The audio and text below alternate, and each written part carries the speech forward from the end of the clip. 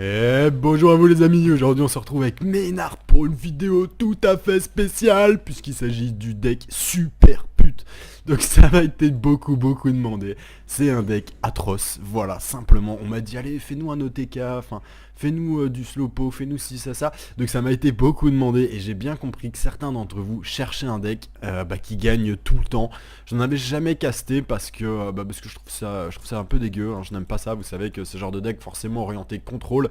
Tandis que moi je suis plutôt sur les créatures, plutôt sur le jeu classique, voilà, je trouve que c'est plus fair, qu'on apprend mieux à jouer. Je vais vous en montrer un. Parce que ça m'a été énormément demandé et que celui-là est très puissant.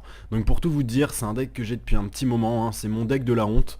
Je voulais pas le sortir, je m'en sers en fait pour gagner en tournoi, principalement, puisque vous allez gagner systématiquement en tournoi, il n'y a quasiment pas de contre à ce deck. Si vous jouez entre 1000, 1200, 1003 de côte ou plus bas, et que vous avez les moyens de vous payer ce deck, mais ça m'étonnerait parce que c'est un deck également qui est extrêmement cher, c'est le plus cher que je vous ai jamais proposé je pense. Vous pouvez voir qu'il a 86 cartes, donc beaucoup d'épiques et beaucoup de rares. Vous allez comprendre pourquoi est-ce qu'il est si cher dans un instant. Et pourquoi est-ce qu'il ne peut pas être battu en tournoi actuellement dans les côtes normales, donc de 0 à 1300, hein, au-dessus c'est les très bons joueurs et au-dessus de 1005 c'est les joueurs pro, ou pratiquement pro. Pourquoi est-ce qu'il ne peut pas être battu? D'abord parce qu'il va vous donner énormément de victoires. Comme tous les decks, il a ses faiblesses, c'est sûr et certain. Mais il en a d'abord très peu. Et ensuite de ça, c'est un deck qui a tellement de contrôle que pour le battre, ça prend du temps. Donc si vous jouez en fait, et c'est là toute la force de ce deck que j'utilise en tournoi, et c'est pour ça que je gagne systématiquement mes tournois quand je le joue. Puisque pour l'adversaire, pour que l'adversaire puisse vous battre, il va lui falloir beaucoup de temps, mes amis. Et en tournoi, il n'a pas de temps. Vous, dès le début, vous allez jouer très rapidement, parce que c'est un deck mécanique, hein. Quand vous avez l'habitude, vous connaissez, vous savez quoi faire, vous contrôlez, tac, ça va très vite. Dès le début, vous allez jouer très rapidement. Lui va jouer lentement, parce qu'il ne saura pas d'avance que c'est ce type de deck, et c'est d'ailleurs un type de deck qu'on voit rarement. On le voit, mais pas dans cette version longue, en fait, on le voit dans une version courte, offensive. Le mien est dans une version très défensive, qui dure très longtemps. Et donc, en fait, en tournoi, mes amis, vous allez jouer dès le début très rapidement. Rapidement, vous allez avoir 1 minute 30 à 2 minutes de différence avec le temps restant par rapport à vous et par rapport à votre adversaire. Vous allez avoir 2 minutes de plus à jouer que lui. Et mes amis, grâce à ces 2 minutes, en fait, votre adversaire, quand il va se rendre compte qu'il est dans la merde, parce qu'il va voir que c'est un deck contrôle de barbare, il va voir que ça va durer très longtemps, il voudra jouer rapidement, mais vous aurez 2 minutes d'avance sur lui, vous n'aurez qu'à continuer de jouer rapidement, et dans tous les cas, si vous ne l'avez pas tué d'ici la fin, vous gagnerez par le temps, mes amis, vous gagnerez par le temps. C'est super malhonnête, c'est dégueulasse, mais ça fonctionne, mes amis. Alors je vais vous expliquer comment est-ce qu'il marche. Donc d'abord une petite chose, une petite honnêteté, hein. Je dois vous le dire, ce deck n'est pas de moi. Ce deck n'est pas de moi, c'est un deck d'Oyo qui est un joueur français professionnel de Millennium. Donc c'est un deck qui va se jouer avec Damiria. D'ailleurs en parlant de Yo, il m'a branché sur la chaîne pour que je caste une de ses games, donc ça arrivera certainement sous peu. Donc c'est un deck qui va se jouer avec Damiria, dont toutes les capacités vont nous être utiles. Ici, pour une fois, on va tout utiliser, toute sa magie, sa capacité et ses statistiques équilibrées. Donc vraiment un gros avantage. Alors évidemment, comme c'est un deck contrôle et qu'on aura peu de créatures, 4 semaines de l'austérité et 4 semaines de festivité, puisque le but en fait va être, le but à long terme, va être de vider la main de notre adversaire et de le forcer à prendre un maximum, à mettre ses cartes en fait sur la board, et une fois qu'il les a mis, on les tue, hop, il en repose, on les tue jusqu'au moment où il a plus de cartes, et s'il commence à faire de la rétention de cartes, du genre il se dit ouais je vais pas mettre toutes mes créatures, à chaque fois il me les bute, s'il commence à en mettre une par une, vous avez des contrôles en mono-cible également, et vous n'aurez plus qu'à faire défausser toute sa main via des réalignements cosmiques. Donc je vous montre un petit peu. Au niveau créature, ça c'est du contrôle évidemment, ça c'est du contrôle. Ça va être notre finish. Shinoshi va nous servir de finish, mes amis, un très bon finish, vous allez comprendre pourquoi. Si vous avez 4, moi je n'en ai que 3 malheureusement, curieusement j'ai tout comme carte, mais ça une petite carte comme ça, je n'en ai que 3. Si vous en avez 4, vous ne mettez pas le spectre du vide, hein, qui a exactement le même but, en fait je m'en sers pour contrôler un peu, pour empêcher l'adversaire de m'attaquer, pour temporiser. Alors au niveau des sorts, c'est là tout de suite on arrive dans des trucs forcément qui sont pas donnés, mes amis.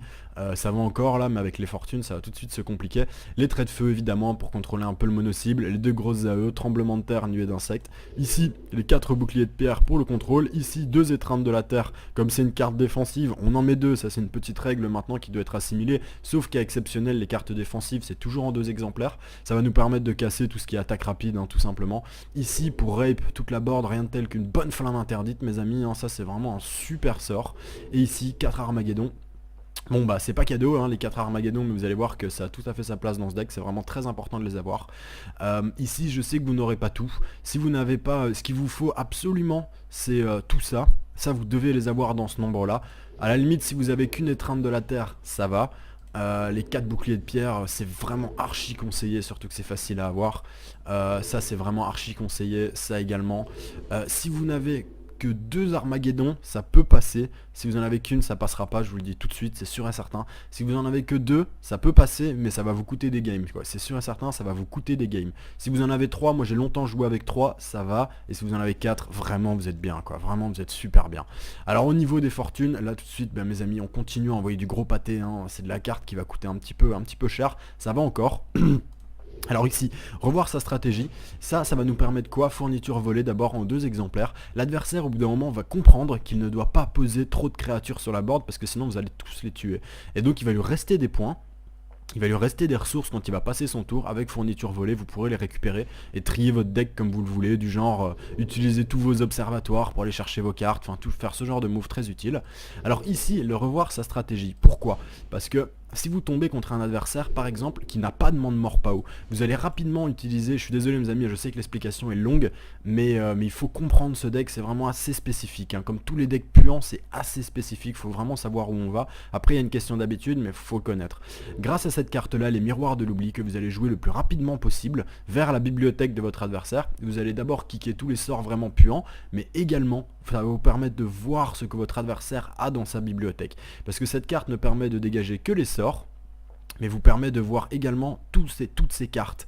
Donc vous allez pouvoir savoir ce qu'il a. Donc si vous voyez que votre adversaire n'a pas de Monde Mort Pao et n'a pas de créature à attaque rapide, hop, quand vous balancez votre revoir sa stratégie, évidemment vous dégagez vos 2 étreintes de la terre qui ne vous serviront à rien. Donc tout est là. La première phase c'est ça, il faut d'abord sortir le petit thermomètre, l'introduire dans notre adversaire tout doucement, et grâce à ces cartes là, décider de comment est-ce qu'on va justement revoir notre stratégie. Si vous avez 3 revoir sa stratégie, vous les mettez, je n'en ai que 2, c'est un scandale.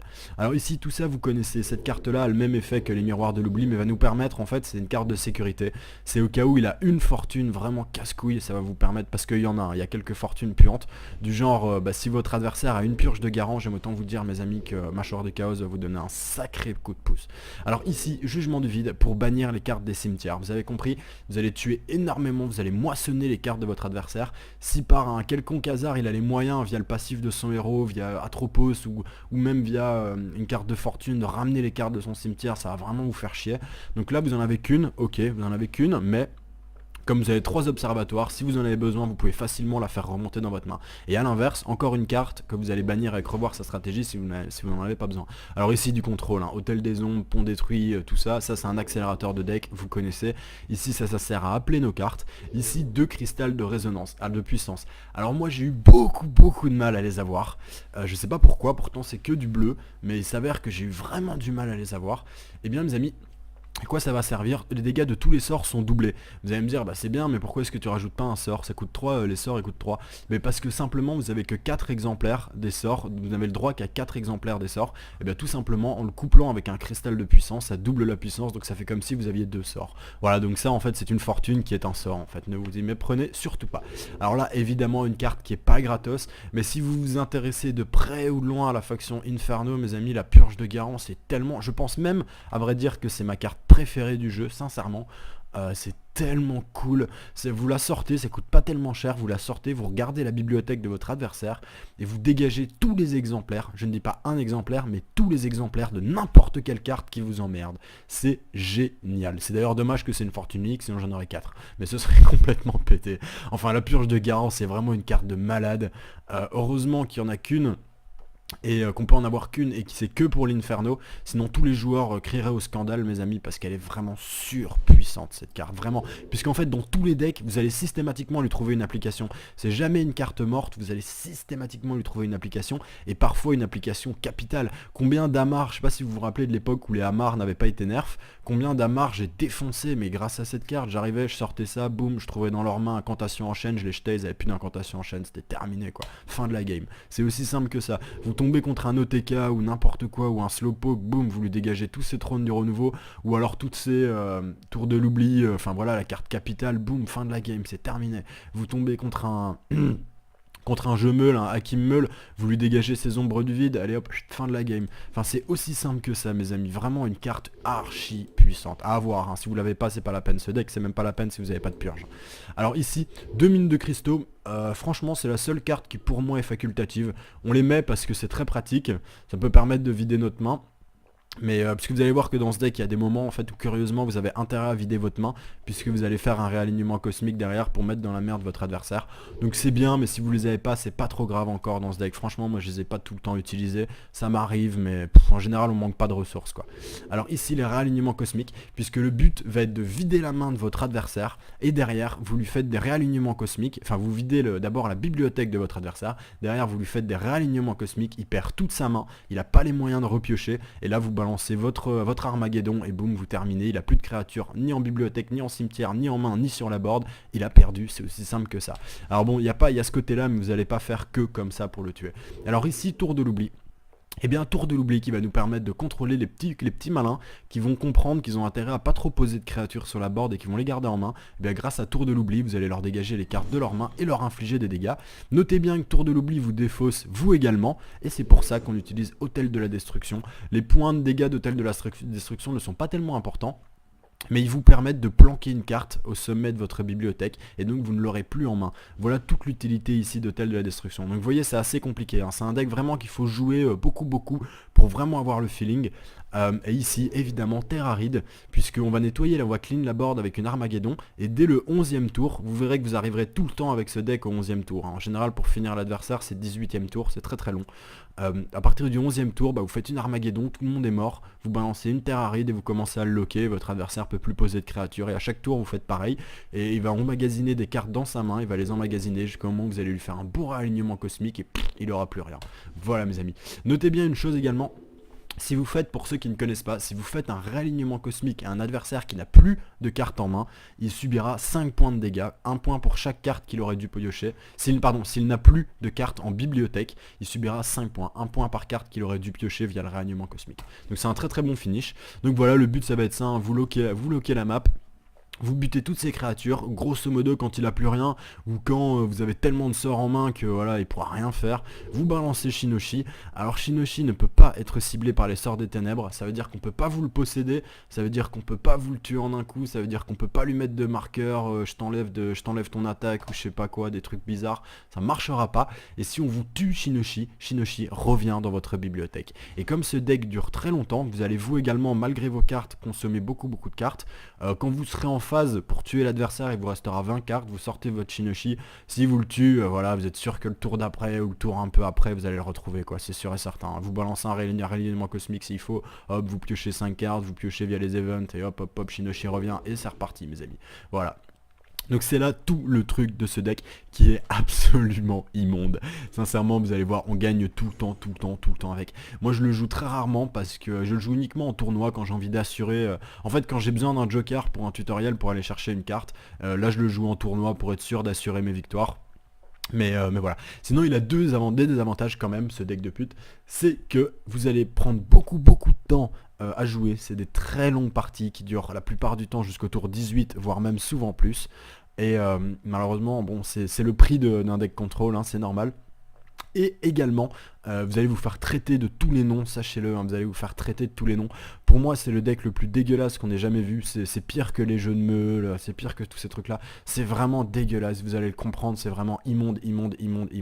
Votre adversaire ne peut strictement rien faire. Votre seule faiblesse sont les jeux meules. Si vous n'avez pas si vous n'avez pas la purge de Garant qui tombe en main, vous pouvez avoir un petit peu de difficulté contre les jeux meules, ou alors les jeux rush, si vous avez un gros rush du genre Kragak ou alors Xorm, les hard rushers on appelle ça, ils peuvent vous mettre en difficulté à la condition que vous n'ayez pas de sort en main quoi. Mais la plupart du temps vous avez tellement de sorts que vous aurez au moins une nuée d'insectes ou un tremblement de terre, et ça suffira à calmer votre adversaire quoi, donc ce sera même pas une grande difficulté. Voilà les amis. Allez mes amis c'est parti, on va voir ça tout de suite sur le ladder. Voir si quelqu'un qui veut se friter avec nous. Donc vous voyez une autre force de ce deck également, c'est quand vous jouez un slowpoke par exemple avec Damiria, ça y ressemble, hein, c'est du gros contrôle. Une de vos faiblesses c'est par exemple quand votre adversaire va faire un truc du genre soit vous dispel votre sort défensif ou votre fortune défensive, soit comme elle va certainement me le faire, soit faire un bon temporel, ce qui lui permet d'avoir un deuxième tour. Donc votre bouclier ou votre hôtel des ombres ne dure qu'un tour, et donc il peut vous attaquer. Mais en fait non, puisqu'avec ce deck vous allez tuer ces créatures, ce qui fait qu'en fait elle aura une ou deux créatures, donc même si elle fait un bond temporel, ça suffira pas pour vous tuer. Donc là on peut voir qu'on n'a pas un jeu très très bon, hein. On va dire non, j'ai qu'un seul contrôle, ça m'arrange pas. Voilà, là c'est nettement mieux, hein. J'ai des sorts et tout, c'est bien mieux. C'est dommage, là je peux pas tout de suite aller voir dans sa bibliothèque ce qu'il y a à dégager. Donc je vais en profiter pour piocher une petite carte via l'event. Et voilà, donc je tombe en plus là-dessus qui va me permettre dès le prochain tour d'aller voir ses créatures. Enfin voir ce qu'elle a dans le pantalon. Donc ça c'est vraiment capital. Notez une chose qui va être très gênant contre elle, c'est qu'elle a un deck avec plein de cartes. Un deck de 74 cartes avec Ariane. C'est totalement débile, hein, sachez-le. Mais ça va quand même l'aider. Contre moi ça va complètement l'aider, mais contre n'importe quel adversaire, un truc comme ça, c'est vraiment débile. On peut voir qu'elle a plein de sorts, hein. Là elle a mis tous les sorts qu'elle avait, voilà, elle a tout balancé. Donc là ok, il y a du dispel, il y a du bon temporel, donc attention, va falloir moissonner ces créatures assez régulièrement. Ça va être une très longue partie. Et là vous pouvez voir mes amis que je peux également voir toutes ces créatures. Donc on peut voir qu'elle n'a que deux. On peut voir qu'elle n'a que 2 Mans de Morpao, donc pas de raison spécialement de se méfier des... comment dire en plus elle n'a pas de fortune, également très important, on peut voir qu'elle n'a aucune fortune. Même pas ce qui lui permet de rappeler ses sorts, donc très bonne info pour nous. Donc là, pas de raison de se méfier des attaques rapides, hein. Pour 2 Mans de Morpao, franchement on s'en fout. Donc on n'hésitera pas après avec la fourniture volée, avec la revoir sa stratégie, à dégager nos trucs. Attendez, hop, je vais envoyer ça, je vais dégager ça, dissipation de la magie. Et hop, je vais tout de suite enlever le deuxième. Et derrière ça, j'utiliserai ma purge de garant pour dégager ces bons temporels. Parce que même si les bons temporels ne représentent pas une grande menace, il vaut mieux quand même les dégager assez rapidement, vous en doutez bien. Et là, dès le prochain tour, je peux contrôler avec mon tréant des bois obscurs, vous voyez, on est bien. Ou alors je lui fais ça, ce sera ça, puisqu'elle me sort un assassin noir. Et donc je commence directement à la moissonner, il n'y a pas de problème. On peut voir que comme prévu, elle n'a pas de fortune. Enfin en tout cas, elle choisit de ne pas augmenter maintenant tout de suite. Donc là, tout de suite, on moissonne. Et là, vous arrivez en plein dans le deck d'Amiria.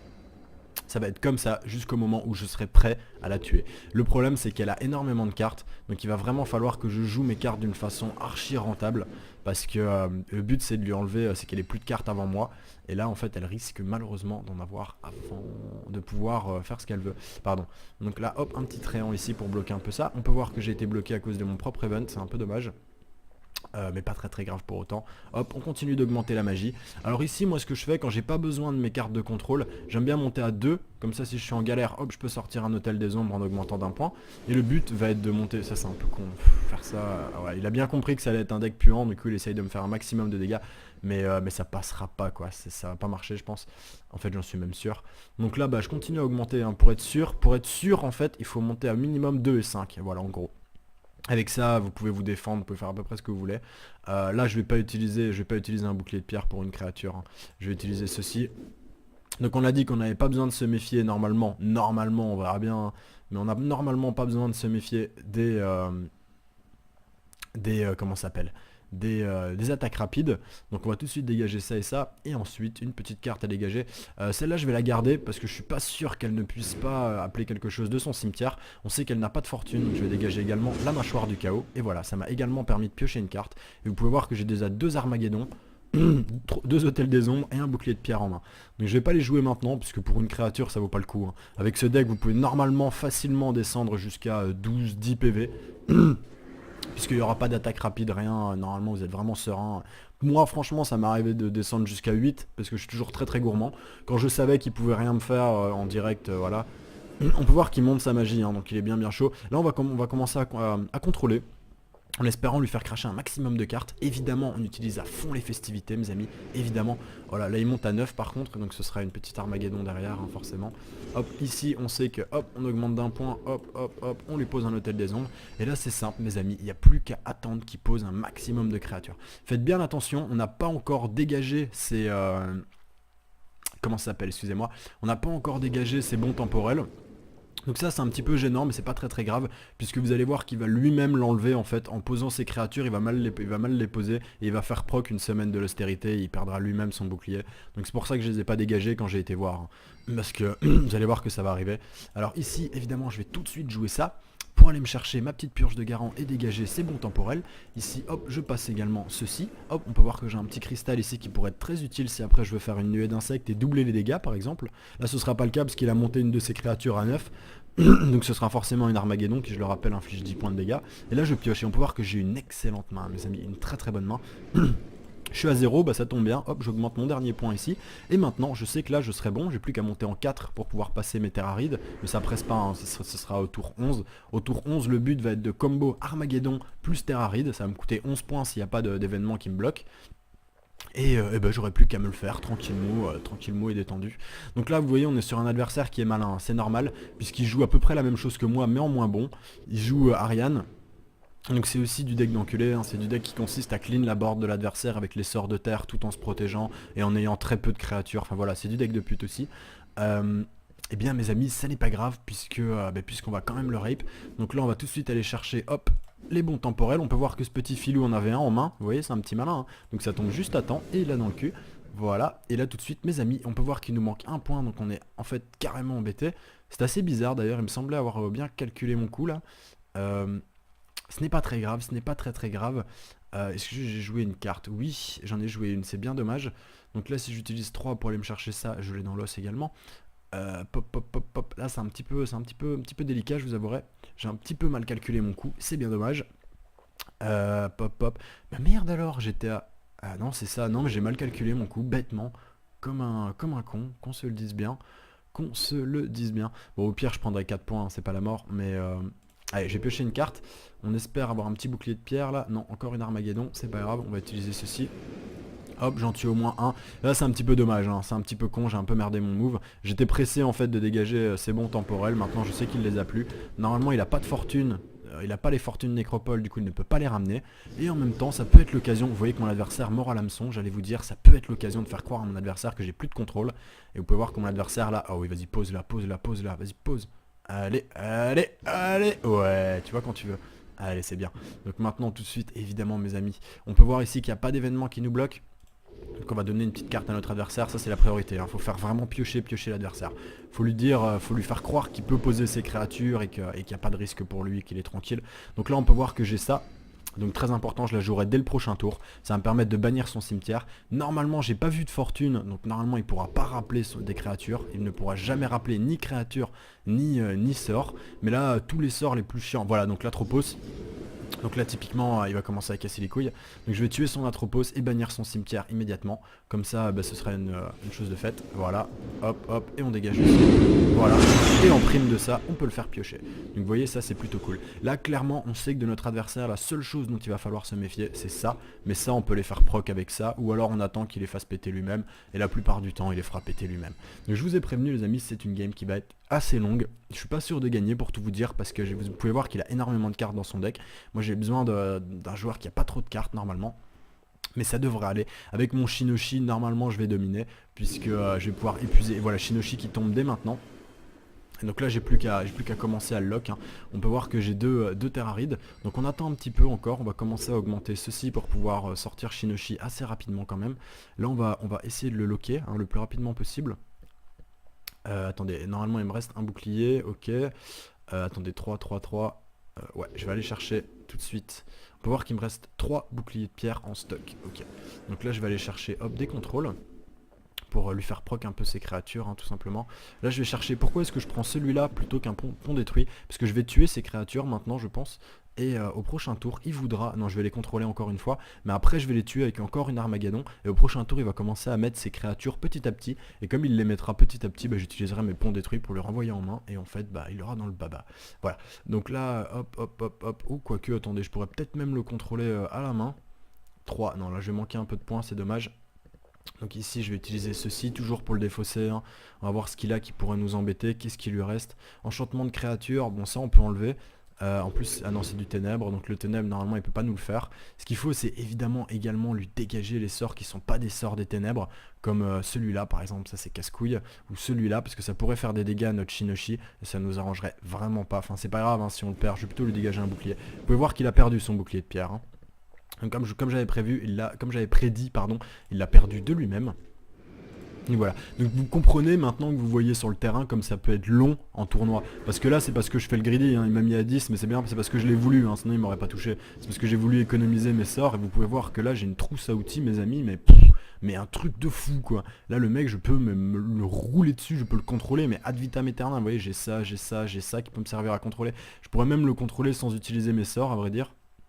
Alors ici, avec un cristal de puissance je pourrais me défaire de ça et ça. Avec ça et ça par exemple. Et ouais, ça peut être pas mal ça. Il en restera un ici. Non, ça et ça, il restera l'assassin noir. Mais l'assassin noir, j'aimerais bien le tuer aussi. Il me faudra un troisième trait de feu en fait. Mais ce sera un peu pété quoi.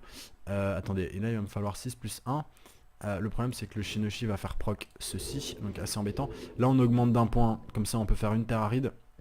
Donc là bah, les amis on va un peu faire de la violence. Je fais ça pour vous montrer un peu le deck, d'accord.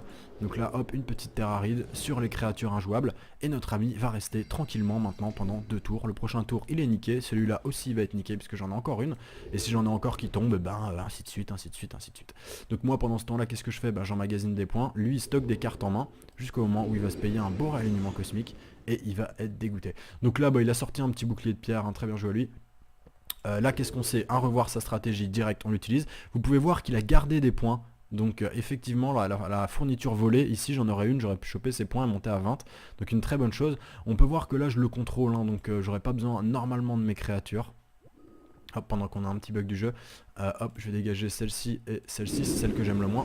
Voilà, comme ceci. Donc ici, il faut juste qu'on garde 5 points pour... là, on le fait piocher, hein, hein, surtout. Donc là, on va tout de suite, hop, lui péter son bouclier de pierre. Et maintenant, on lui met une petite créature injouable, comme ceci, mes amis. Et on en profite pour augmenter encore un petit peu. Puisque là, on a de quoi contrôler normalement pendant encore un bon moment. Puisque je rappelle que je peux faire un cristal et balancer ça.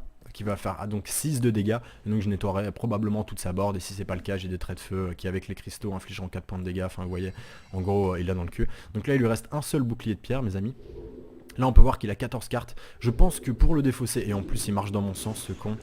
Oh là là, vas-y pioche, oh oui c'est bon, pioche, oh oui, oh. Et donc là, évidemment, là par contre, on est un petit peu embêté, puisqu'il va falloir quoi mes amis? Il va falloir qu'on utilise, on va poser un maximum de cartes. Là c'est dommage, hein. Une fourniture volée aurait été du plus bon effet. Mais par contre Shinoshi, il faut à tout prix que je le garde, et ça c'est pas bon du tout. Shinoshi, il faut surtout que je le garde, donc vous voyez je vais utiliser ça, et planquer mon Shinoshi, hop, comme ça je vais lui faire, en fait le but là c'est de lui faire, pour ceux qui n'ont pas compris, une tour de l'oubli, et que, parce qu'il a beaucoup de cartes en main, là il va prendre 11 points de dégâts, ça va lui faire très très mal. Donc là... j'ai ça également, j'ai ça, qu'est-ce que je pourrais planquer? Attendez, combien est-ce qu'il nous reste de cartes ici? 10 cartes. On a encore 5, on a encore 4 points à jouer. C'est sûr et certain, on pourra pas tout utiliser, on pourra pas tout planquer. Donc ça, c'est vraiment casse-couille. Ah, j'aurais dû jouer ça, quel con, j'aurais dû jouer ça, putain. Là, vous voyez, moi, j'ai très mal joué, hein, très mal joué. 1. Non, mais ça m'oblige à utiliser des sorts, c'est pas bon. 1. En plus, utiliser des sorts sur mes propres créatures, ça m'arrange pas trop, quoi. Ou alors, est-ce que j'attends? Mais là, il va tout mettre sur la board au prochain tour, quoi. C'est ça le problème. C'est ça le problème. Et puis tout ça, c'est pas mal, hein. Oh, putain. Bon, allez, tant pis. Je vais balancer tour de l'oubli dès maintenant. Ah ouais, mais je vais prendre aussi. Ah ouais, merde. J'ai combien? J'ai 10 cartes. Tour de l'oubli, il me faut... Ouais, il faut au moins que je m'en défausse de 2, quoi. Je vais utiliser, mais tant pis. C'est moche, hein. C'est moche. Je sais, mes amis, mais sinon, je prendrais vraiment trop de dégâts, quoi. Et ça c'est pas permis quoi. Hop, et voilà. Donc maintenant on peut voir qu'il m'en reste plus que 7, moins celle-là. Donc tout ce que j'ai en main je vais le garder et c'est l'essentiel. Et là mon adversaire qui tombe à 5 PV mes amis. Surtout que moi j'ai encore des contrôles en main et derrière j'ai un réalignement cosmique. J'ai de quoi faire traîner. Et donc en fait qu'est-ce qui va se passer? Ben mon adversaire va l'avoir tout simplement dans le cul. Normalement on utilise... Excusez-moi. Hein. Mais voilà, je vous avais prévenu, ce deck est affreux, il gagne tout le temps. Là je sais qu'il a pas de main de mort pas haut, hein, mon adversaire. Enfin il en avait 2, voilà ils sont là. Et donc il les gardait hein, pour le moment où il pouvait me les poser, c'était sûr et certain. Et là bah j'ai plus que si je veux à balancer. Donc là il va se faire proc sur sa propre créature. Très bien joué à lui, très beau move. Contre un slowpoke c'est utile. Contre un slowpoke qui cherche à tuer l'adversaire avec une tour de l'oubli c'est utile. Mais là je rappelle que cette carte, j'avoue que je lui ai mis très cher avec. Mais c'était pas du tout le but quoi. Mais vraiment pas. C'était vraiment pas ce que je voulais faire. Donc là bah Shinoshi arrive. Là il balance hein, parce qu'il croit que ça y est, il croit que c'est fini. Mais en fait c'est pas du tout fini mon ami, c'est que le début. Tu vas commencer à kiffer. Puisqu'on arrive dans les tours. Tiens, ça c'est cadeau, c'est la maison qui régale. On peut voir que là il a 5 cartes en main. Je vais essayer de le faire cracher ses cartes pour pouvoir le niquer quoi. Voilà, donc là on va tout de suite le hop, créature injouable. Hop, hop, hop, hop, voilà, comme ceci. Et derrière, on balancera notre Shinoshi qui sera donc tout seul sur la board, mes amis, et il ne pourra pas le contrôler puisqu'on a vu dans sa bibliothèque qu'il n'avait plus de sort offensif en... Enfin, il en a un, il a une nuée d'insectes. Ça tuera pas un Shinoshi, hein, et même si ça le tue, ça le remettra dans ma bibliothèque. Mon Shinoshi tape à 6. Bah voilà, si je le tape une fois, il est mort. J'ai plein de sorts en main. Plein de sorts qui tapent à 3, s'il me met une petite créature, elle est morte. Shinoshi tape en ligne, donc déchire les deux créatures, et même si mon Shinoshi venait à mourir, il reviendrait dans ma bibliothèque. Donc vous voyez qu'en fait le destin de mon adversaire est plus ou moins bouclé d'avance.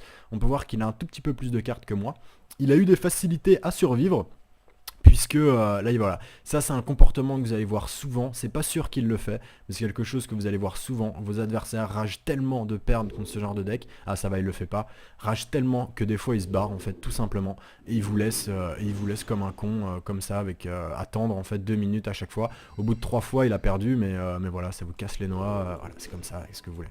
Donc là on balance Shinoshi, hein, pas de pitié pour les nuggets. Et là on se balance ça parce que notre but c'est quand même de le faire piocher. On a une Armageddon, on a ça pour lui enlever encore 2 points de dégâts. On a également ça, on a un réalignement cosmique. Enfin ça, un réalignement cosmique pour lui faire du dégât. Malheureusement il faudrait qu'il ait plus de cartes en main. Mais ça peut nous servir, hein, ça peut nous servir. Et là vous allez voir mes amis que notre Shinoshi va être très pratique. Qu'est-ce qu'il va faire là avec ses sorts d'ombre? Il va essayer de le contrôler. Puisque comme tous les joueurs ils regardent pas les cartes. Protection ténébreuse, donc il ne peut rien vous faire de près ou de loin avec les ténèbres, hein. Pas de possession, pas de dégâts, pas de meurtre direct, rien. C'est que les autres écoles de magie. Et là on sait, on a vu qu'il a qu'une nuée d'insectes, donc il va vraiment avoir du mal. Surtout que derrière je vais lock ces créatures avec Hôtel des Ombres, lesquelles ne pourront pas riposter même s'il en met en face de mon Shinoshi. Et donc en fait bah, on est très bien quoi, j'ai envie de vous dire. On est très très bien. Oh, c'est vraiment un deck de pute. C'est honteux, c'est honteux, honteux, honteux. Petite seconde mes amis, petite pause ravitaillement pour Bibi.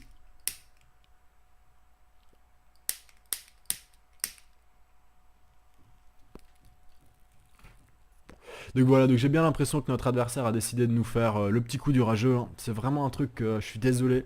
Je suis désolé parce que ça va un petit peu pourrir la vidéo forcément. Mais ah non, même pas. Ou alors il est juste très long, il doute, il sait pas. C'est un truc qui arrive vraiment souvent. Moi ça m'arrive à peu près une game sur 3 ou 4. L'adversaire décide, oula, oula, qu'est-ce qui me sort? Ah ouais d'accord, toi t'es comme ça toi. Non mais tu vas mourir quand même, hein. Drain de vie 3, ok. Donc tu vas quand même y passer mon gars. Par contre Shinoshi est sensible à la riposte. Ouais. Et là il va me le blinder. Ah ça c'est fort en chocolat. Donc là malheureusement je vais le perdre. Là je m'attendais pas à une telle répartie disons. En plus il m'empêche d'attaquer, donc très bien joué à lui. Donc là tout simplement je vais tuer toute la board je pense. Ou alors je peux récupérer mon Shinoshi avec un pont détruit, je sais pas trop.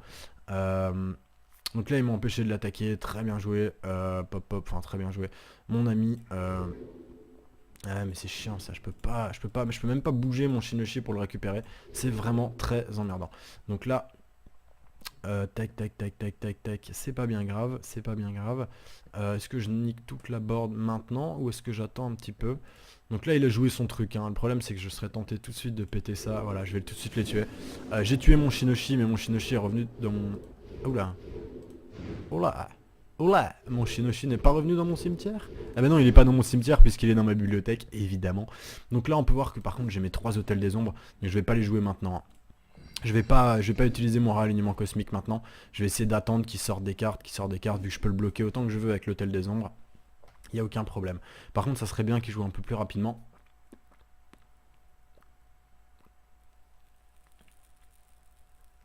Alors là, on a 2 solutions pour le finir.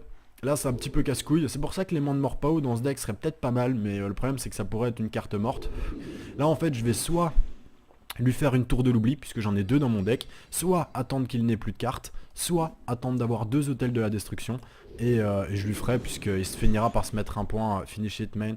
Voilà, il est blasé, forcément, il est dégoûté, parce il sait qu'il va perdre. Malheureusement, moi je suis comme lui, hein, je peux vous dire ce qui est, je suis obligé d'attendre.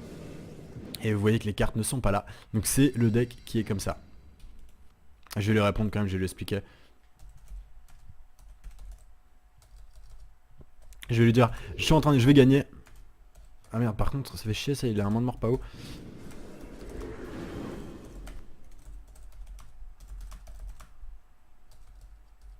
Hop, hop, je vais lui expliquer.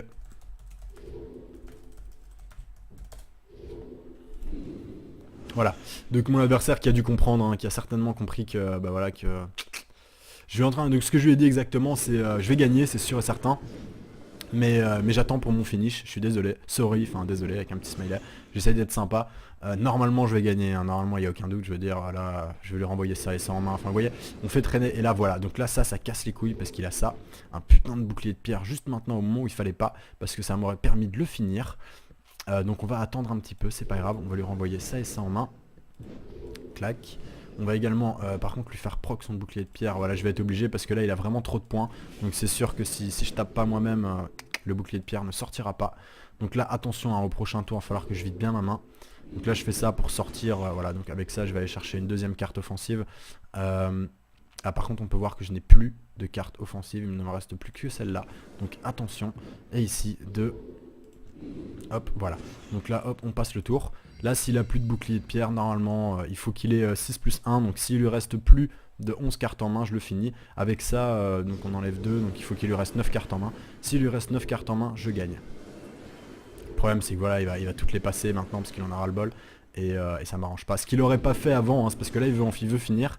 Mais il lui reste 9 cartes. S'il joue encore quelque chose, il pioche, bien, très bien. Là normalement on a une chance, donc là il va falloir utiliser ceci.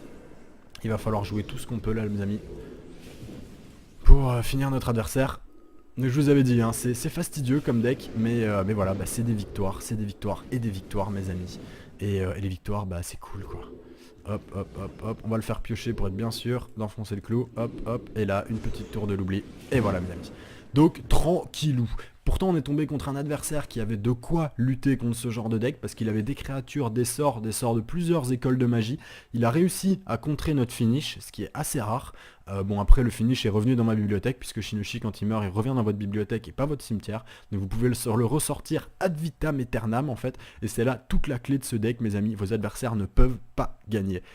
Mathématiquement ce n'est pas possible. Ils peuvent vous battre, sauf uniquement si vous avez une mauvaise main, ou s'ils arrivent à toucher votre deck. Si vous vous prenez une purge de garant sur du genre sur vos tours de l'oubli ou sur vos boucliers de pierre ou quelque chose comme ça, vous pouvez être en difficulté, et encore parce que vous avez tellement de sorts. Si vous tombez contre un jeu meule que vous n'arrivez pas à contrôler, manque de fausse de garant, vous allez être en difficulté, mais c'est même pas sûr que vous allez perdre, puisque même en jeu meule il a besoin de ses créatures et vous allez lapider ces créatures, et vous avez plein de contrôles, aussi bien du contrôle défensif que du contrôle offensif, donc c'est même pas sûr. Et normalement si vous jouez bien, vous allez réussir à dégager ces cartes. Contre un jeu meule il n'y a pas à chercher, quitte à prendre des buffs au début, c'est pas grave, le jeu est bien, le jeu est balance, hein, le jeu est bien fait.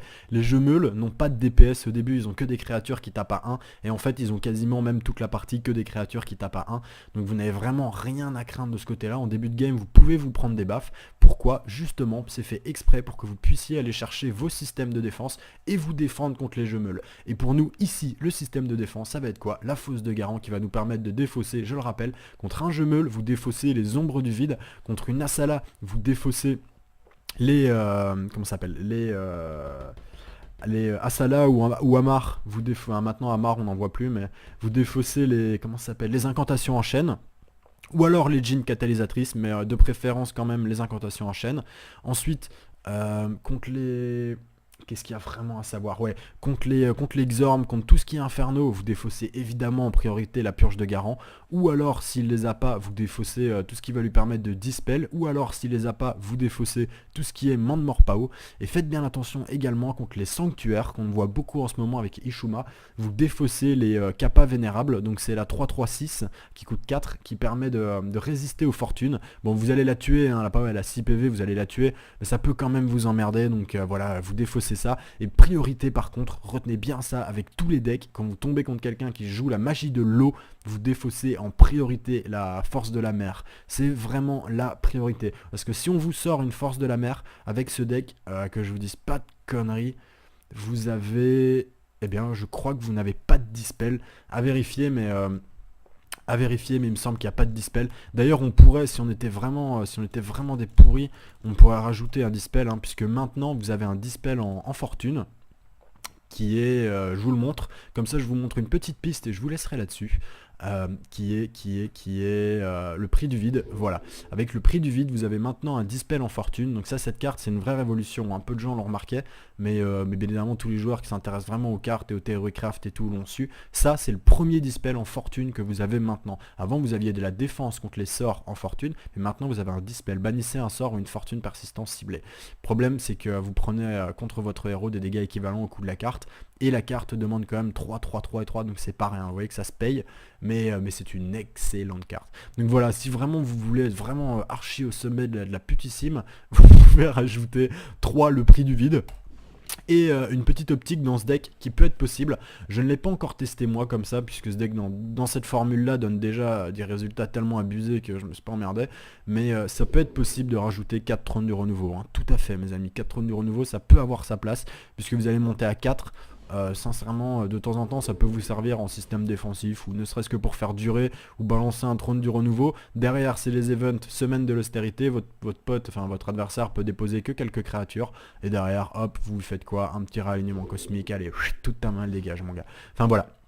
Voilà mes amis. Alors avec ce deck, sincèrement, contre qui vous allez perdre, contre les seules personnes qui peuvent vous battre, c'est les mecs totalement no-brain qui ont un deck avec 140 cartes. Enfin voilà, des mecs avec 300 cartes dans leur deck, eux ils vont gagner. Mais sinon vous allez systématiquement gagner avec ce deck, c'est pété. Voilà, j'espère que ça vous a plu les amis. Je vous avais promis, j'ai dit à tout le monde que j'y pensais depuis un bon moment à vous faire un deck qui était complètement scandaleux. Voilà, vous l'avez sous les yeux, c'est très très fort. Je le rappelle, je tiens bien à ce que ça soit clair, ça n'est pas un deck qui est de moi, c'est un deck qui est d'Oyo, un joueur français de Millennium. Pourquoi est-ce que je ne vous ai pas inventé un deck comme ça? Parce que vous savez que je ne joue moi-même que créatures, pratiquement, hein, je ne joue vraiment quasiment que ça, hein. Je pourrais vous montrer tous mes decks, mais regardez, ben voilà. Ici vous avez un Hakim Fortune, un Hakim Meul, parce qu'en ce moment je m'intéresse un peu aux decks puants, en fait c'est pour vous que je le fais, hein, parce que je ne les joue pas. On peut voir qu'ils sont dans mes derniers decks créés, hein, c'est des decks que je ne joue pas. Noboru Spell. Noboru Spell c'est un créature spell également qui va vous arriver bientôt. Takana Roche c'est un créature. Ici Shannon Lock c'est un créature. Sanctus Spell c'est un créature. Non ça c'est un lock mais c'est pour vous. Ishuma c'est un créature. Damiria Slowpoke, bon ça c'est mon deck de farming. Sanctu c'est un créature. Enfin, vous voyez qu'il n'y a que du deck créature que je joue de moi-même. Donc voilà. Et donc je n'ai pas le temps et pas forcément la vision de jeu nécessaire que pour créer un deck performant, full contrôle, full truc salace. En général pour ça je préfère en tout cas vous présenter un deck d'un joueur professionnel qui fait un deck vraiment pour la gagne, un mec qui a besoin d'être sûr de gagner. Et ben voilà, ce mec qui a besoin d'être sûr de gagner en tournoi, il nous propose ce deck et je vous l'ai montré maintenant et vous avez vu qu'il est radical. Voilà mes amis, je vais vous laisser maintenant, j'espère que ça vous a plu. Si vous voulez soutenir la chaîne, n'hésitez pas à vous abonner, puisque vous savez que c'est ce qui nous donne de la vitrine publique. En ce moment, je suis en train d'essayer de faire plusieurs partnerships, si on peut dire, avec plusieurs grosses structures. Donc plus on a d'abonnés, plus on est de connus. Et si vous voulez nous remercier, enfin me remercier, même si je bosse aussi avec ma copine un peu de temps en temps sur la chaîne, mais n'hésitez pas à vous abonner, voilà, c'est vraiment la meilleure façon de faire. Je vous fais des gros bisous les amis, on se retrouve très très bientôt, ciao ciao. Et vous dégagez tous les exemplaires, je ne dis pas un exemplaire, mais tous les exemplaires de n'importe quelle carte qui vous emmerde. C'est génial. C'est d'ailleurs dommage que c'est une fortune unique, sinon j'en aurais 4. Mais ce serait complètement pété. Enfin, la purge de Garant, c'est vraiment une carte de malade. Heureusement qu'il n'y en a qu'une. Et qu'on peut en avoir qu'une et qui c'est que pour l'Inferno, sinon tous les joueurs crieraient au scandale mes amis, parce qu'elle est vraiment surpuissante cette carte, vraiment, puisqu'en fait dans tous les decks vous allez systématiquement lui trouver une application, c'est jamais une carte morte, vous allez systématiquement lui trouver une application, et parfois une application capitale. Combien d'Amar, je sais pas si vous vous rappelez de l'époque où les Amar n'avaient pas été nerfs, combien d'Amar j'ai défoncé, mais grâce à cette carte j'arrivais, je sortais ça, boum, je trouvais dans leurs mains incantation en chaîne, je les jetais, ils avaient plus d'incantation en chaîne, c'était terminé quoi, fin de la game. C'est aussi simple que ça, vous tombez contre un OTK ou n'importe quoi, ou un Slowpoke, boum, vous lui dégagez tous ces trônes du renouveau, ou alors toutes ces tours de l'oubli, enfin voilà, la carte capitale, boum, fin de la game, c'est terminé. Vous tombez contre un... contre un jeu meul, un Hakim meul, vous lui dégagez ses ombres du vide, allez hop, fin de la game. Enfin c'est aussi simple que ça mes amis, vraiment une carte archi puissante, à avoir, hein. Si vous l'avez pas c'est pas la peine, ce deck c'est même pas la peine si vous n'avez pas de purge. Alors ici, 2 mines de cristaux, franchement c'est la seule carte qui pour moi est facultative, on les met parce que c'est très pratique, ça peut permettre de vider notre main. Mais parce que vous allez voir que dans ce deck il y a des moments en fait où curieusement vous avez intérêt à vider votre main, puisque vous allez faire un réalignement cosmique derrière pour mettre dans la merde votre adversaire. Donc c'est bien, mais si vous les avez pas, c'est pas trop grave encore dans ce deck. Franchement moi je les ai pas tout le temps utilisés, ça m'arrive, mais en général on manque pas de ressources quoi. Alors ici les réalignements cosmiques, puisque le but va être de vider la main de votre adversaire, et derrière vous lui faites des réalignements cosmiques, enfin vous videz d'abord la bibliothèque de votre adversaire, derrière vous lui faites des réalignements cosmiques, il perd toute sa main, il a pas les moyens de repiocher, et là vous balancez votre Armageddon et boum vous terminez, il a plus de créatures ni en bibliothèque, ni en cimetière, ni en main, ni sur la board, il a perdu, c'est aussi simple que ça. Alors bon, il y a ce côté là, mais vous n'allez pas faire que comme ça pour le tuer. Alors ici, tour de l'oubli. Et bien tour de l'oubli qui va nous permettre de contrôler les petits malins qui vont comprendre qu'ils ont intérêt à pas trop poser de créatures sur la board et qui vont les garder en main. Et bien grâce à tour de l'oubli, vous allez leur dégager les cartes de leur main et leur infliger des dégâts. Notez bien que tour de l'oubli vous défausse vous également, et c'est pour ça qu'on utilise Autel de la Destruction. Les points de dégâts d'Autel de la Destruction ne sont pas tellement importants, mais ils vous permettent de planquer une carte au sommet de votre bibliothèque et donc vous ne l'aurez plus en main. Voilà toute l'utilité ici d'Autel de la Destruction. Donc vous voyez, c'est assez compliqué, hein. C'est un deck vraiment qu'il faut jouer beaucoup pour vraiment avoir le feeling. Et ici évidemment terre aride, puisqu'on va nettoyer la voie clean la board avec une Armageddon, et dès le 11e tour vous verrez que vous arriverez tout le temps avec ce deck au 11e tour, hein. En général pour finir l'adversaire c'est 18e tour, c'est très long. À partir du 11e tour, vous faites une Armageddon, tout le monde est mort, vous balancez une terre aride et vous commencez à le loquer, votre adversaire peut plus poser de créatures, et à chaque tour vous faites pareil, et il va emmagasiner des cartes dans sa main, il va les emmagasiner jusqu'au moment où vous allez lui faire un beau... Et bonjour à vous les amis, aujourd'hui on se retrouve avec Ménard pour une vidéo tout à fait spéciale, puisqu'il s'agit du deck super pute. Donc ça va être beaucoup demandé. C'est un deck atroce, voilà, simplement. On m'a dit allez fais-nous un OTK, enfin fais-nous du slowpo, fais-nous ci, ça. Donc ça m'a été beaucoup demandé et j'ai bien compris que certains d'entre vous cherchaient un deck qui gagne tout le temps. J'en avais jamais casté parce que je trouve ça un peu dégueu, hein. Je n'aime pas ça, vous savez que ce genre de deck forcément orienté contrôle. C'est-à-dire que moi je suis plutôt sur les créatures, plutôt sur le jeu classique, voilà, je trouve que c'est plus fair, qu'on apprend mieux à jouer. Je vais vous en montrer un. Parce que ça m'a été énormément demandé et que celui-là est très puissant. Donc pour tout vous dire, c'est un deck que j'ai depuis un petit moment, hein. C'est mon deck de la honte. Je voulais pas le sortir, je m'en sers en fait pour gagner en tournoi, principalement, puisque vous allez gagner systématiquement en tournoi, il n'y a quasiment pas de contre à ce deck. Si vous jouez entre 1000, 1200, 1003 de côte ou plus bas, et que vous avez les moyens de vous payer ce deck, mais ça m'étonnerait parce que c'est un deck également qui est extrêmement cher, c'est le plus cher que je vous ai jamais proposé je pense. Vous pouvez voir qu'il a 86 cartes, donc beaucoup d'épiques et beaucoup de rares, vous allez comprendre pourquoi est-ce qu'il est si cher dans un instant. Et pourquoi est-ce qu'il ne peut pas être battu en tournoi actuellement dans les côtes normales, donc de 0 à 1300, hein, au-dessus c'est les très bons joueurs et au-dessus de 1005 c'est les joueurs pro, ou pratiquement pro. Pourquoi est-ce qu'il ne peut pas être battu? D'abord parce qu'il va vous donner énormément de victoires. Comme tous les decks, il a ses faiblesses, c'est sûr et certain. Mais il en a d'abord très peu, et ensuite de ça, c'est un deck qui a tellement de contrôle que pour le battre, ça prend du temps. Donc si vous jouez en fait, et c'est là toute la force de ce deck que j'utilise en tournoi, et c'est pour ça que je gagne systématiquement mes tournois quand je le joue, puisque pour que l'adversaire puisse vous battre, il va lui falloir beaucoup de temps, mes amis. Et en tournoi, il n'a pas de temps. Vous, dès le début, vous allez jouer très rapidement, parce que c'est un deck mécanique, hein. Quand vous avez l'habitude, vous connaissez, vous savez quoi faire, vous contrôlez, tac, ça va très vite. Dès le début, vous allez jouer très rapidement. Lui va jouer lentement, parce qu'il ne saura pas d'avance que c'est ce type de deck, et c'est d'ailleurs un type de deck qu'on voit rarement. On le voit, mais pas dans cette version longue, en fait, on le voit dans une version courte, offensive. Le mien est dans une version très défensive, qui dure très longtemps. Et donc, en fait, en tournoi, mes amis, vous allez jouer dès le début très rapidement. Rapidement, vous allez avoir 1 minute 30 à 2 minutes de différence avec le temps restant par rapport à vous et par rapport à votre adversaire. Vous allez avoir 2 minutes de plus à jouer que lui.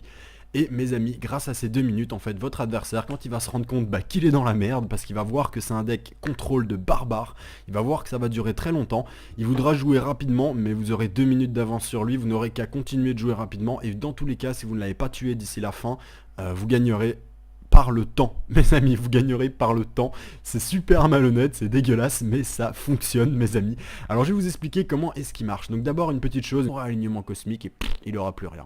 Voilà mes amis. Notez bien une chose également, Si vous faites, pour ceux qui ne connaissent pas, si vous faites un réalignement cosmique à un adversaire qui n'a plus de carte en main, il subira 5 points de dégâts, 1 point pour chaque carte qu'il aurait dû piocher. S'il n'a plus de carte en bibliothèque, il subira 5 points, 1 point par carte qu'il aurait dû piocher via le réalignement cosmique. Donc c'est un très très bon finish. Donc voilà, le but ça va être ça, hein, vous loquez la map. Vous butez toutes ces créatures, grosso modo quand il a plus rien, ou quand vous avez tellement de sorts en main que voilà, il pourra rien faire, vous balancez Shinoshi. Alors Shinoshi ne peut pas être ciblé par les sorts des ténèbres, ça veut dire qu'on peut pas vous le posséder, ça veut dire qu'on peut pas vous le tuer en un coup, ça veut dire qu'on peut pas lui mettre de marqueur, je t'enlève ton attaque ou je sais pas quoi, des trucs bizarres, ça marchera pas. Et si on vous tue Shinoshi, Shinoshi revient dans votre bibliothèque. Et comme ce deck dure très longtemps, vous allez vous également, malgré vos cartes, consommer beaucoup de cartes. Quand vous serez en phase pour tuer l'adversaire, il vous restera 20 cartes, vous sortez votre Shinoshi, si vous le tuez, voilà, vous êtes sûr que le tour d'après ou le tour un peu après, vous allez le retrouver, quoi, c'est sûr et certain. Vous balancez un réalignement cosmique s'il faut, hop, vous piochez 5 cartes, vous piochez via les events, et hop, hop, hop, Shinoshi revient, et c'est reparti, mes amis. Voilà. Donc c'est là tout le truc de ce deck qui est absolument immonde. Sincèrement, vous allez voir, on gagne tout le temps avec. Moi je le joue très rarement parce que je le joue uniquement en tournoi quand j'ai envie d'assurer. En fait, quand j'ai besoin d'un joker pour un tutoriel pour aller chercher une carte, là je le joue en tournoi pour être sûr d'assurer mes victoires. Mais voilà. Sinon il a des désavantages quand même, ce deck de pute. C'est que vous allez prendre beaucoup de temps à jouer. C'est des très longues parties qui durent la plupart du temps jusqu'au tour 18, voire même souvent plus. Et malheureusement, bon, c'est le prix d'un deck contrôle, hein, c'est normal. Et également, vous allez vous faire traiter de tous les noms, sachez-le, hein, vous allez vous faire traiter de tous les noms. Pour moi, c'est le deck le plus dégueulasse qu'on ait jamais vu, c'est pire que les jeux de meule, c'est pire que tous ces trucs-là. C'est vraiment dégueulasse, vous allez le comprendre, c'est vraiment immonde. Votre adversaire ne peut strictement rien faire. Votre seule faiblesse sont les jeux meules. Si vous n'avez pas si vous n'avez pas comment ça s'appelle, la purge de Garant qui tombe en main, vous pouvez avoir un petit peu de difficulté contre les jeux meules, ou alors les jeux rush, si vous avez un gros rush du genre Kragak ou alors Xorm, les hard rushers on appelle ça, ils peuvent vous mettre en difficulté à la condition que vous n'ayez pas de sort en main, quoi. Mais la plupart du temps vous avez tellement de sorts que vous aurez au moins une nuée d'insectes ou un tremblement de terre, et ça suffira à calmer votre adversaire, quoi. Donc ce sera même pas une grande difficulté. Voilà les amis. Allez mes amis, c'est parti, on va voir ça tout de suite sur le ladder. Voir c'est quelqu'un qui veut se friter avec nous. Donc vous voyez une autre force de ce deck également, c'est quand vous jouez un slowpoke par exemple avec Damiria, ça y ressemble, hein, c'est du gros contrôle. Une de vos faiblesses, c'est par exemple quand votre adversaire va faire un truc du genre, soit vous dispel votre sort défensif ou votre fortune défensive, soit, comme elle va certainement me le faire, soit faire un bon temporel, ce qui lui permet d'avoir un deuxième tour. Donc votre bouclier ou votre une petite honnêteté, hein. Je dois vous le dire, ce deck n'est pas de moi. Ce deck n'est pas de moi, c'est un deck d'Oyo qui est un joueur français professionnel de Millennium. Donc c'est un deck qui va se jouer avec Damiria. D'ailleurs en parlant de Yo, il m'a branché sur la chaîne pour que je caste une de ses games, donc ça arrivera certainement sous peu.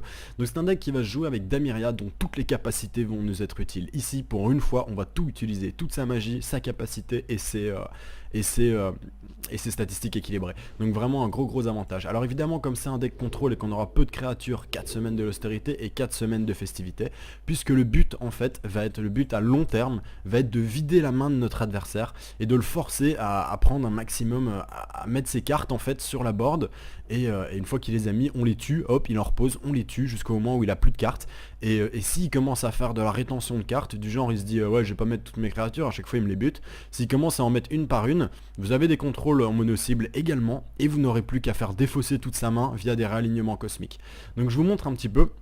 Au niveau créature, ça c'est du contrôle évidemment, ça c'est du contrôle. Ça va être notre finish. Shinoshi va nous servir de finish, mes amis, un très bon finish, vous allez comprendre pourquoi. Si vous avez 4, moi je n'en ai que 3 malheureusement, curieusement j'ai tout comme carte, mais ça, une petite carte comme ça, je n'en ai que 3. Si vous en avez 4, vous ne mettez pas le spectre du vide, hein, qui a exactement le même but, en fait je m'en sers pour contrôler un peu, pour empêcher l'adversaire de m'attaquer, pour temporiser. Alors au niveau des sorts, c'est là tout de suite on arrive dans des trucs forcément qui sont pas donnés mes amis. Ça va encore là, mais avec les fortunes ça va tout de suite se compliquer. Les traits de feu évidemment pour contrôler un peu le mono-cible, les 2 grosses AE, tremblement de terre, nuée d'insectes. Ici les 4 boucliers de pierre pour le contrôle, ici 2 étreintes de la terre, comme c'est une carte défensive, on en met 2, ça c'est une petite règle maintenant qui doit être assimilée, sauf qu'à exceptionnel les cartes défensives c'est toujours en 2 exemplaires, ça va nous permettre de casser tout ce qui est attaque rapide, hein, tout simplement. Ici pour rape toute la board, rien de tel qu'une bonne flamme interdite mes amis, hein, ça c'est vraiment un super sort. Et ici 4 Armageddon. Bon bah c'est pas cadeau hein, les 4 Armageddon, mais vous allez voir que ça a tout à fait sa place dans ce deck, c'est vraiment très important de les avoir. Ici je sais que vous n'aurez pas tout, si vous n'avez pas, ce qu'il vous faut absolument c'est tout ça, ça vous devez les avoir dans ce nombre là. À la limite si vous avez qu'une étreinte de la terre, ça va.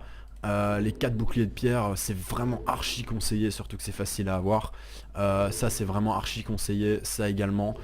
Si vous n'avez que 2 Armageddon, ça peut passer. Si vous en avez qu'une, ça passera pas, je vous le dis tout de suite, c'est sûr et certain. Si vous en avez que 2, ça peut passer, mais ça va vous coûter des games. C'est sûr et certain, ça va vous coûter des games. Si vous en avez 3, moi j'ai longtemps joué avec 3, ça va. Et si vous en avez 4, vraiment vous êtes bien, quoi. Vraiment vous êtes super bien. Alors au niveau des fortunes, là tout de suite, ben, mes amis, on continue à envoyer du gros pâté. Hein. C'est de la carte qui va coûter un petit peu cher. Ça va encore.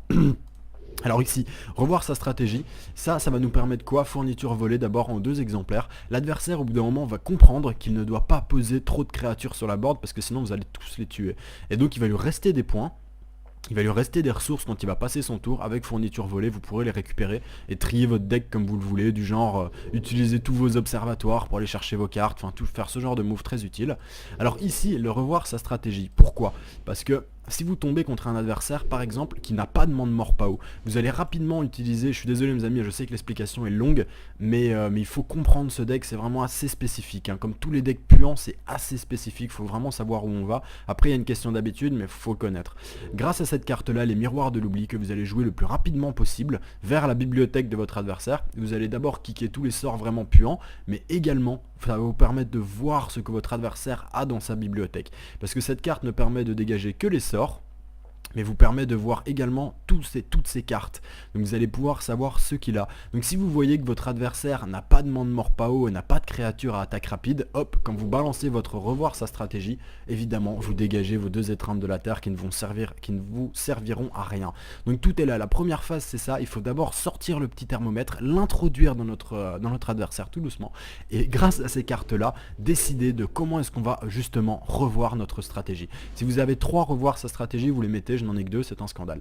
Alors ici tout ça vous connaissez, cette carte là a le même effet que les miroirs de l'oubli, mais va nous permettre, en fait c'est une carte de sécurité, c'est au cas où il a une fortune vraiment casse-couille, ça va vous permettre, parce qu'il y en a, il y a quelques fortunes puantes, du genre si votre adversaire a une purge de garant, j'aime autant vous dire mes amis que Mâchoire de Chaos va vous donner un sacré coup de pouce. Alors ici, jugement du vide pour bannir les cartes des cimetières, vous avez compris, vous allez tuer énormément, vous allez moissonner les cartes de votre adversaire. Si par un quelconque hasard il a les moyens via le passif de son héros, via Atropos ou même via une carte de fortune de ramener les cartes de son cimetière, ça va vraiment vous faire chier. Donc là vous en avez qu'une, ok, vous en avez qu'une, mais comme vous avez 3 observatoires, si vous en avez besoin, vous pouvez facilement la faire remonter dans votre main. Et à l'inverse, encore une carte que vous allez bannir avec revoir sa stratégie si vous n'en avez pas besoin. Alors ici du contrôle, hein, hôtel des ombres, pont détruit, tout ça, ça c'est un accélérateur de deck, vous connaissez. Ici ça sert à appeler nos cartes. Ici 2 cristals de résonance, de puissance. Alors moi j'ai eu beaucoup de mal à les avoir. Je sais pas pourquoi, pourtant c'est que du bleu, mais il s'avère que j'ai eu vraiment du mal à les avoir. Et bien mes amis, à quoi ça va servir? Les dégâts de tous les sorts sont doublés. Vous allez me dire, bah c'est bien, mais pourquoi est-ce que tu rajoutes pas un sort? Ça coûte 3, les sorts ils coûtent 3. Mais parce que simplement vous avez que 4 exemplaires des sorts, vous n'avez le droit qu'à 4 exemplaires des sorts. Et bien tout simplement en le couplant avec un cristal de puissance, ça double la puissance, donc ça fait comme si vous aviez 2 sorts. Voilà, donc ça en fait c'est une fortune qui est un sort en fait, ne vous y méprenez surtout pas. Alors là évidemment une carte qui est pas gratos, mais si vous vous intéressez de près ou de loin à la faction Inferno, mes amis, la purge de Garant c'est tellement, je pense même à vrai dire que c'est ma carte préférée du jeu, sincèrement. C'est tellement cool, vous la sortez, ça coûte pas tellement cher, vous la sortez, vous regardez la bibliothèque de votre adversaire.